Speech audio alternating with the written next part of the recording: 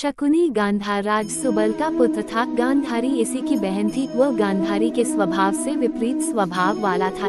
जहाँ गांधारी के स्वभाव में उदारता, विनम्रता, स्थिरता और साधना की पवित्रता थी, वहीं शकुनी के स्वभाव में कुटिलता, दुष्टता, छल और दुराचार का अधिकार था। वह जीवन के उदात्त मूल्यों की तरफ कभी भी आकृष्ट नहीं हुआ। उसके सामने तो अपना या इससे आगे अपने संबंधियों का स्वार्थ रहता था। तभी तो वह अपने और अपने भांजों के स्वार्थ के कारण पांडवों की महान विपत्तियों का कारण बना।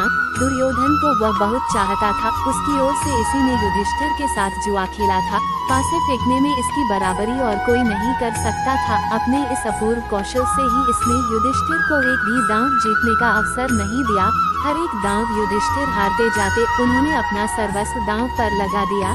तब भी इस दुष्ट ने उन्हें इनकी पत्नी द्रौपदी को दांव पर लगाने के लिए उकसाया। युधिष्ठिर ने द्रौपदी को भी दांव पर लगा दिया। जब युधिष्ठिर सब कुछ हार गए तो उन्हें वचनबद्ध होकर वनवास को जाना पड़ा। वहाँ अनेकानेक आपत्तियों का सामना पांडवों ने किया। कौरवों ने अपने भाइयों की पराजय पर खुशी मनाई।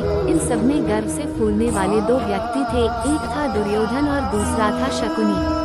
शकुनी ने महाभारत में युद्ध किया था। वह बड़ा अच्छा अश्वारोही था और गांधार के श्रेष्ठ अश्वों का एक रिसाला उसके पास था। सहदेव के साथ उसका युद्ध हुआ, जिसमें सहदेव ने उसे मार गिराया। उसके भाई और पुत्र आदि भी सभी मारे गए। शकुनी सदा दुर्योधन की हाँ में हाँ मिलाना जानता था। कभी भी नेक सलाह उसने दुर्योधन को नहीं दी। कहा जाता है कि वो हस्तिनापुर में किसी राजनीतिक उद्देश्य के कारण ही रहता था। उसी कारण संभवतया गांधार राज सुबल ने अपनी पुत्री गांधारी का विवाह अंधे धृतराष्ट्र के साथ किया था।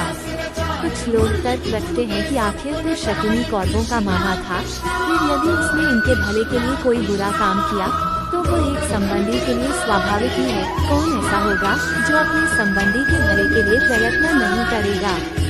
लेकिन जहाँ तक जीवन की उदात्त चेतना का संबंध है, इस तरह के तर्क निराधार ही प्रमाणित होते हैं, क्योंकि शकुनी ने छल और कपट का आश्रय लेकर उस पक्ष का साथ दिया था जो अपने भाइयों के प्रति पूरी तरह अन्याय करने पर तुला बैठा था। जिन पुत्रों को स्वयं माता गांधारी ने आशीर्वाद नहीं दिया था, उनको शकुनी ने अन्याय की ओर अधिकाधिक प्रेरित किया। शकुनी का ऐसा करना यही व्यक्त करता है कि उसके हृदय में न्याय और सत्य की प्रेरणा नहीं थी। वह तो एक कुटिल व्यक्ति था जो अपने स्वार्थ के कारण जीवन की उदात्त गरिमा को ठुकराकर कितने भी नीचे गिर सकता था। महाभारत के पात्रों में जहाँ एक तरफ जीवन की श्रेष्ठता और उदात्त गरिमा बोलती है, उसके विपरीत शकुनी जैसे व्यक्तियों में शूद्रत्व का भी रूप में हमें मिल जाता है। कौरव पांडवों के गृह कला का बहुत कुछ उत्तरदायित्व उसी पर है। यदि वह कुछ और ऊंचा उठकर सोच पाता तो पांडव भी तो उसके भांजे थे। उनके प्रति वह इस प्रकार विद्वेष नहीं रखता। उसी के कारण साध्वी द्रौपदी का भरी सभा में अपमान हुआ।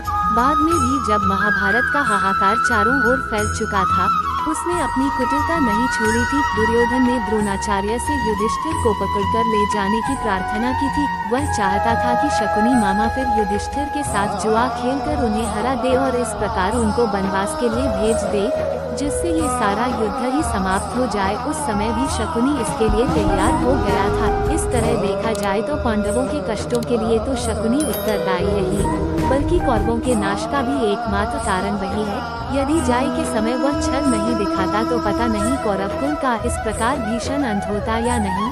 शास्त्र में भी कहा गया है कि मातुल सर्वनाश का कारण होता है।